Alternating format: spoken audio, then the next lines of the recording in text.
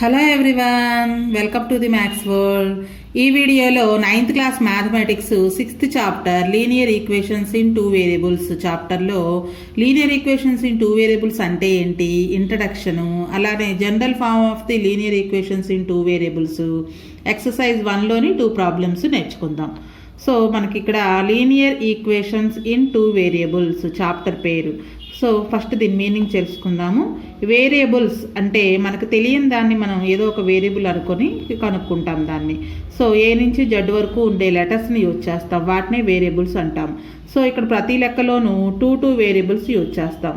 Linear అంటే మనకి degree కనుక 1 ఉన్నట్లయితే దాన్ని లీనియర్ అంటాం. సో ఇక ఈక్వేషన్కి వచ్చేటప్పటికి ఈజ్ ఈక్వల్ టు ఉండి అవతల కాన్స్టెంట్ కానీ 0 కానీ ఉన్నట్లయితే దాన్ని linear equations in two variables అంటాం. సో ఫర్ ఎగ్జాంపుల్ ఇక్కడ చూసినట్లయితే ఈజ్ ఈక్వల్ టు గుర్తుంది, 2 వేరియబుల్స్ కూడా ఉన్నాయి, ఎక్స్ వై అనే 2 వేరియబుల్స్ ఉన్నాయి. ఈ వేరియబుల్స్కి డిగ్రీ కనుక 1 కనుక అయినట్లయితే, అంటే పవర్లో ఎక్స్పోనెంట్లో 1 కనుక ఉన్నట్లయితే వాటిని లీనియర్ అంటాము. అలానే డిగ్రీ 1 ఉంటే లీనియర్ అంటాము. ఈజ్ ఈక్వల్ టు గుర్తుండి ఈజ్ ఈక్వల్ టు అవతల కానీ యువతలు కానీ కాన్స్టెంట్ టర్మ్ కనుక ఉన్నట్లయితే లేదా 0 ఉన్నా సరే దాన్ని ఈక్వేషన్ అంటాం. సో ఇక్కడ 2 వేరియబుల్స్ ఉన్నాయి, ఈజ్ ఈక్వల్ టు ఉంది, అలానే ఆ వేరియబుల్స్కి పవర్లో 1 కూడా ఉంది కాబట్టి వీటిని linear equations in two variables అని అంటాం.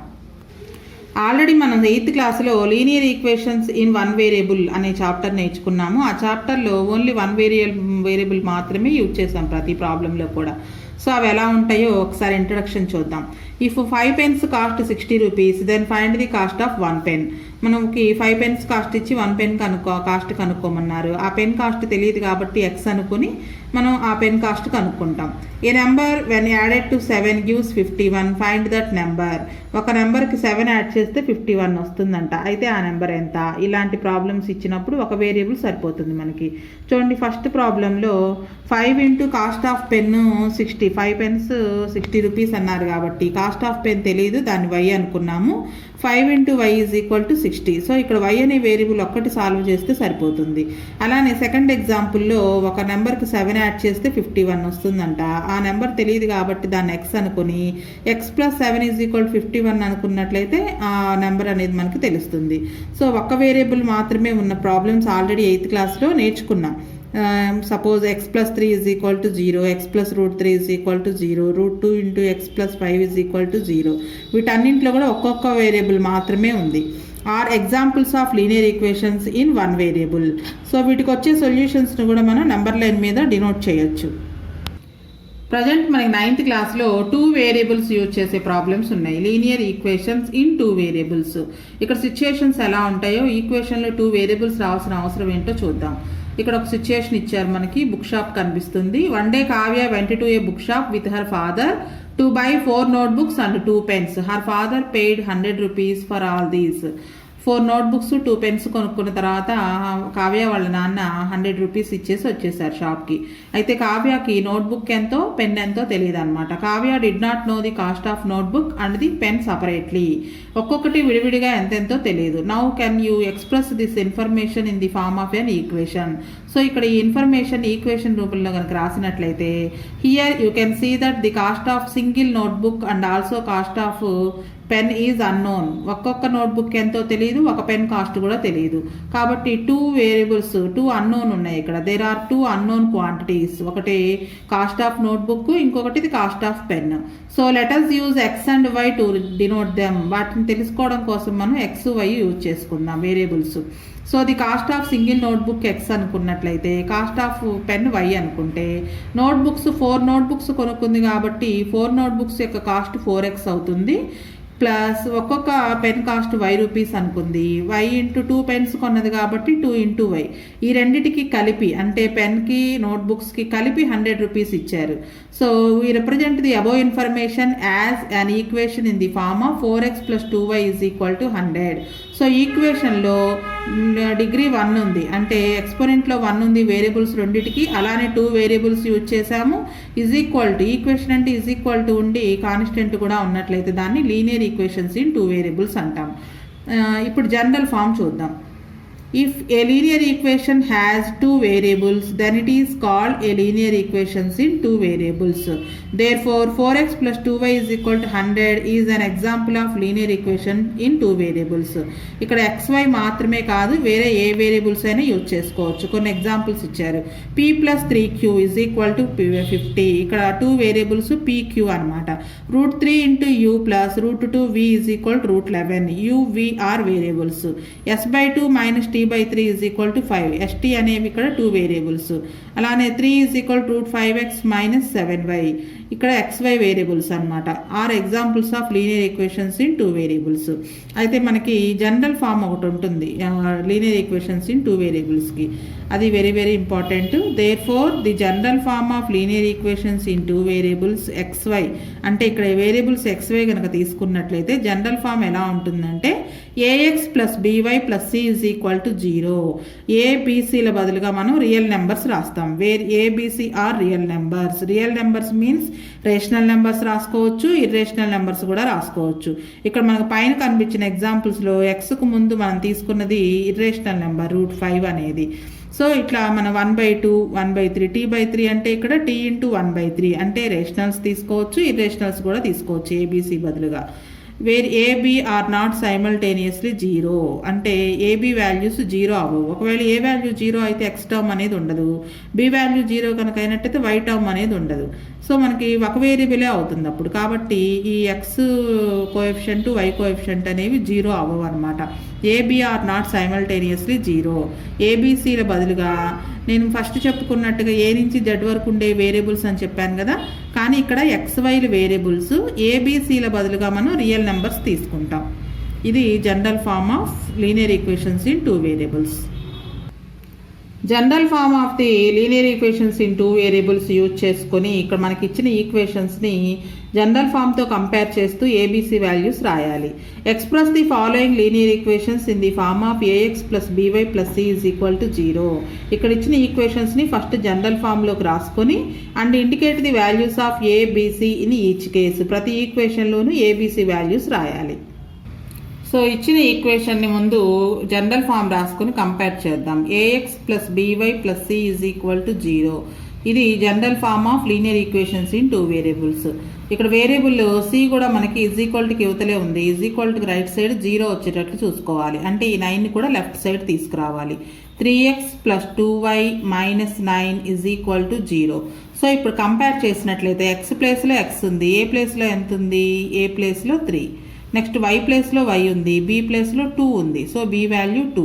అలానే సి ప్లేస్లో -9 ఉంది. ఇక్కడ సింబల్స్ కూడా చూసుకోవాలి, ప్లస్ మైనస్ కూడా చూసుకోవాలన్నమాట. సి ప్లేస్లో -9 ఉంది. So C value -9. ఇవి very very important. ABC values compare చేసుకుని ఏబీసీ వాల్యూస్ రాయడం అనేది గ్యారంటీగా 1 మార్క్కి ప్రతి ఎగ్జామ్లోనూ ఇస్తుంటారు. Next sum 2x plus -2x plus 3y is equal to 6. First general form రాసుకుందాం. Ax plus by plus C is equal to 0. So ప్రతి లెక్కలోని జనరల్ ఫామ్ ఎందుకు రాస్తున్నానంటే మీకు ఇలా 10 సార్లు రాయడం వల్ల ఈ జనరల్ ఫామ్ అనేది గుర్తుండిపోతుంది. ఇది కూడా ఒక ఇంపార్టెంట్ బిట్టే. ఇది general form of linear equations is linear equations in two variables is అని మనకి ఫిల్ ఇన్ ది బ్లాంక్స్ ఇచ్చినప్పుడు a x plus by plus C is equal to 0 అని రాయాలి. సో ఫస్ట్ ఇటువైపు 0 ఉండాలి కాబట్టి 6ని కూడా లెఫ్ట్ సైడ్ తీసుకొస్తే -6 అవుతుంది. -2x ప్లస్ 3y ప్లస్ 6 ఇటు వస్తే -6 అవుతుంది. Is equal to 0. సో ఇప్పుడు కంపేర్ చేద్దాం. ఎక్స్ ప్లేస్లో ఎక్స్ ఉంది, ఏ వాల్యూ -2. నెక్స్ట్ వై ప్లేస్లో వై ఉంది, B value +3, B is equal to 3. Next C ప్లేస్లో -6 ఉంది. So C value -6. Next third one 9x minus 5y is equal to 10. First general form రాసుకుందాం. Ax plus by plus C is equal to 0. 10 కూడా left side తీసుకొస్తే 9x minus 5y minus 10 is equal to 0. Compare X value 9, X బదులు X ఉంది, A is equal to 9, A value 9. B is equal to -5, వైకి Y ఉంది. So B ప్లేస్లో -5 ఉంది. C value -10, C ప్లేస్లో 10 ఉంది, -10 ఉంది, -10. నెక్స్ట్ ఇలా ఫ్రాక్షన్స్ ఇచ్చినప్పుడు ఫస్ట్ జనరల్ ఫామ్ రాసుకుందాం. Ax plus by plus C is equal to 0. మనకు రైట్ సైడ్ 0 ఉంది. సో ఇక్కడ కూడా 0నే ఉంది కాబట్టి ఇదేం మార్చక్కర్లేదు. సో వీటిని 2 అనేది డినామినేటర్లో ఉంది, అంటే పైన న్యూమరేటర్లో 1 వేసుకుంటే 1/2 ఇంటూ ఎక్స్ అని రాసుకోవచ్చు దీన్ని. నెక్స్ట్ అలానే దీన్ని 1/3 ఇంటూ వై అని రాసుకోవచ్చు. -5 = 0. సో ఇప్పుడు కంపేర్ చేసినట్లయితే ఎక్స్ ప్లేస్లో ఎక్స్ ఉంది, ఏ ప్లేస్లో 1/2, so A value 1/2.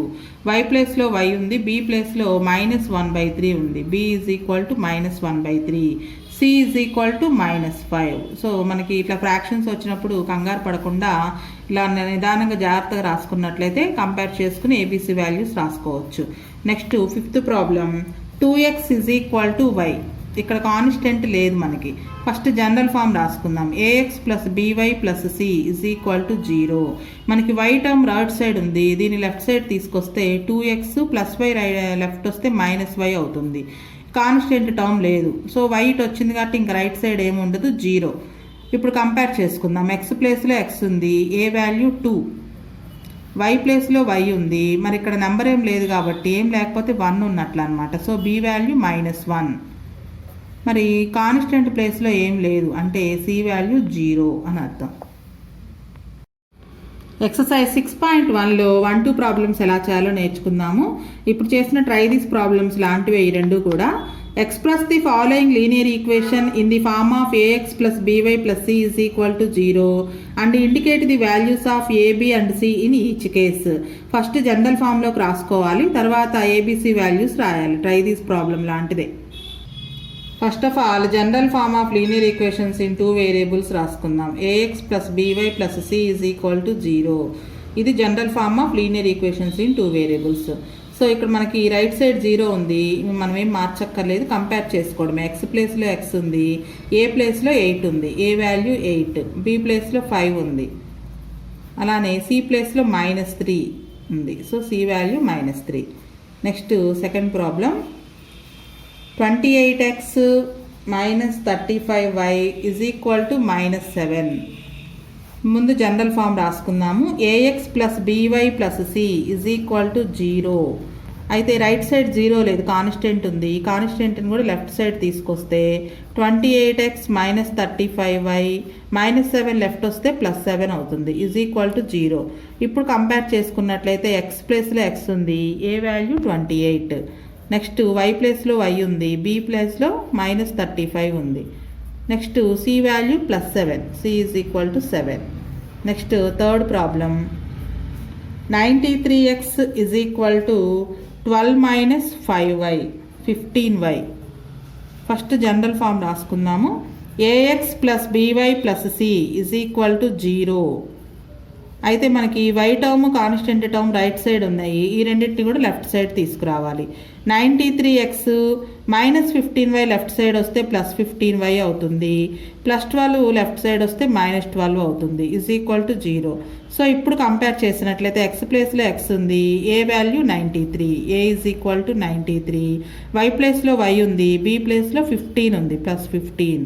Next c = -12. First general form of linear equations in 2 variables is ax + by + c = 0. Right side 0 ఉండాలి. అయితే మనకి రైట్ సైడ్ -5 ఉంది కాబట్టి -5 కూడా లెఫ్ట్ సైడ్ తీసుకొస్తే ఆల్రెడీ 2x ఉంది, -5y లెఫ్ట్ సైడ్ వస్తే +5y అవుతుంది. కాన్స్టెంట్ టర్మ్ లేదు, = 0. సో కంపేర్ చేస్తే ఎక్స్ ప్లేస్లో ఎక్స్ ఉంది, ఏ ప్లేస్లో 2 ఉంది, ఏ వాల్యూ 2. వై ప్లేస్లో వై ఉంది, బి ప్లేస్లో 5 ఉంది, so b value 5. Constant term ఏం లేదు, so C = 0. Next 5th one, x/3 + y/4 = 7. ఈ ప్రాబ్లం ఎక్కువగా మనకి ఎగ్జామ్స్లో ఇస్తుంటారు. First general form, ax + by + c = 0. Next ఇలా ఫ్రాక్షన్స్ వచ్చినప్పుడు డినామినేటర్లో ఇక్కడ 3 ఉంది, ఎక్స్ పక్కన రాసినట్లయితే ఇంకా న్యూమరేటర్లో 1 ఉన్నట్లు, అంటే 1/3 ఇంటూ ఎక్స్. దీన్ని కూడా 1/4 ఇంటూ వై అని రాసుకోవచ్చు. ఈ 7 లెఫ్ట్ సైడ్ వస్తే -7 అవుతుంది, = రైట్ సైడ్ 0. ఇప్పుడు కంపేర్ చేస్తే ఎక్స్ ప్లేస్లో ఎక్స్ ఉంది, ఏ వాల్యూ 1/3. నెక్స్ట్ వై ప్లేస్లో వై ఉంది, బి ప్లేస్లో 1/4. C value -7. ఇక్కడ ఈ ప్లస్లు మైనస్లు కూడా జాగ్రత్తగా కంపేర్ చేసుకోవాలి.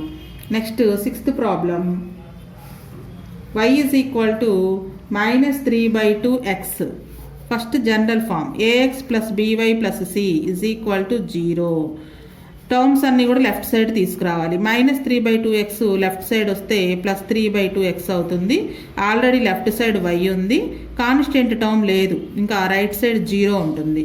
కంపేర్ చేస్తే ఇక్కడ yకి ముందు కోఎఫిషియంట్ ఏం లేకపోతే 1 ఉన్నట్లు, x ప్లేస్లో x ఉంది, a వాల్యూ 3/2. నెక్స్ట్ y ప్లేస్లో y ఉంది, b ప్లేస్లో 1 అంటే b వాల్యూ 1. కాన్స్టెంట్ టర్మ్ ఏం లేదు, c is equal to 0. Next 7th one 3x plus 5y is equal to 12. ఇది ఈజీ ప్రాబ్లమే. General form ax plus by plus c is equal to 0 ఈ general form of linear equations in 2 variables.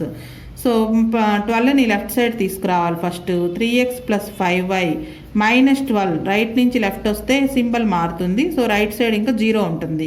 Compare చేసుకుంటే కోఎఫిషియంట్ని x is equal to, so x ప్లేస్లో x ఉంది, a is equal to 3, y ప్లేస్లో y ఉంది, b value 5, c ప్లేస్లో -12 ఉంది, c value -12. ఇది first problem. Next second problem, write each of the following in the form of ax plus by plus c is equal to 0 and find the values of abc. ఇది కూడా first problem లాంటిదే, కానీ ఇక్కడ మనకి ఒక్కొక్క లెక్కలో ఒక వేరియబుల్ మాత్రమే ఉంది. మనకి 2 వేరియబుల్స్ ఉండాలి కదా, అయితే ప్రతి ప్రాబ్లంలోనూ 1 వేరియబులే ఇచ్చారు. ఇలా ఇచ్చినప్పుడు ఎలా కంపేర్ చేసుకోవాలి, ఏబీసీ వాల్యూస్ ఎలా రాయాలో చూడాలి. First problem 2x is equal to 5. General form రాసుకుందాము. ax plus by plus c is equal to 0. 5 left side తీసుకొస్తే -5 అవుతుంది. 2x - 5 is equal to 0. Right side ఎప్పుడు 0 వచ్చేటట్లుగా చూసుకోవాలి. కంపేర్ చేస్తే x ప్లేస్లో x ఉంది, a వాల్యూ 2. ఇక్కడ y టర్మే లేదు అసలు, సో y టర్మ్ లేదు కాబట్టి b వాల్యూ 0 అవుతుంది. 0 × y 0 అనమాట. c constant term -5, so c is equal to -5. y term లేకపోతే b వాల్యూ 0 అవుతుంది. ఇచ్చిన లెక్కల x టర్మ్ లేకపోతే a వాల్యూ 0 అవుతుంది. Next second problem, y - 2 is equal to 0. First general form ax plus by plus c is equal to 0. మనకి right side 0నే ఉంది కాబట్టి compare చేసుకోవచ్చు. ఇక్కడ x టర్మ్ లేదు, ఈ లెక్కలో x టర్మ్ లేదు కాబట్టి కంపేర్ చేయడానికి a వాల్యూ 0. నెక్స్ట్ y ప్లేస్లో y ఉంది, b వాల్యూ 1 అవుతుంది. అంటే ఇక్కడ y కోఎఫిషియంట్ 1y ఉన్నట్టు కాబట్టి b వాల్యూ 1. నెక్స్ట్ c ప్లేస్లో -2 ఉంది, c value -2. Next third one y/7 is equal to 3. ఇది కూడా వెరీ వెరీ ఇంపార్టెంట్, ప్రతిసారి ఇస్తుంటారు. First general form ax plus by plus c is equal to 0. x term లేదు, y/7 ఈ 3 లెఫ్ట్ సైడ్ వస్తే -3 అవుతుంది, ఈజ్ ఈక్వల్ టు 0. కంపేర్ చేసేటప్పుడు x term అసలు లేదు కాబట్టి ఏ వాల్యూ, x కోఎఫిషియంట్ అయినటువంటి ఏ వాల్యూ 0, y ప్లేస్లో y ఉంది. ఈ yని y/7ని ఇలా రాసుకోవచ్చు, 1/7 × y -3 ఈజ్ ఈక్వల్ టు 0. అంటే y కోఎఫిషియంట్ 1/7, ఇక్కడ y కోఎఫిషియంట్ b, అంటే b వాల్యూ 1/7. c ప్లేస్లో -3 ఉంది, c value -3. Next fourth one x is equal to -14/13. First general form ax plus by plus c is equal to 0. x ఇది కూడా ఇటు వస్తే right side left side వస్తే +14/13 is equal to 0. ఇక్కడ x అంటే 1x అని అర్థం. సో x ప్లేస్లో x ఉంది, a వాల్యూ 1. y టర్మ్ లేదు అసలు, y టర్మ్ లేదు కాబట్టి b వాల్యూ 0. c ప్లేస్లో 14/13 అనండి, +14/13. సో ఇవి ఏబీసీ వాల్యూస్. మనకు ఒక్క వేరియబుల్ ఇచ్చినప్పుడు చూసుకుని జాగ్రత్తగా రాయడం అనేది తెలిసి ఉండాలి. First of all general form అనేది గుర్తుండాలి. జనరల్ ఫామ్ అంటే 2 వేరియబుల్స్ ఉంటాయి, 3 కాన్స్టెంట్స్, అంటే ఏబీసీ ఆర్ రియల్ నెంబర్స్ అని చెప్పుకున్నాం కదా. ax plus by plus c is equal to 0 is general form of linear equations in 2 variables. Next పార్ట్లో ఇదే ఎక్సర్సైజ్లో థర్డ్ ప్రాబ్లం ఎలా చేయాలో నేర్చుకుందాం.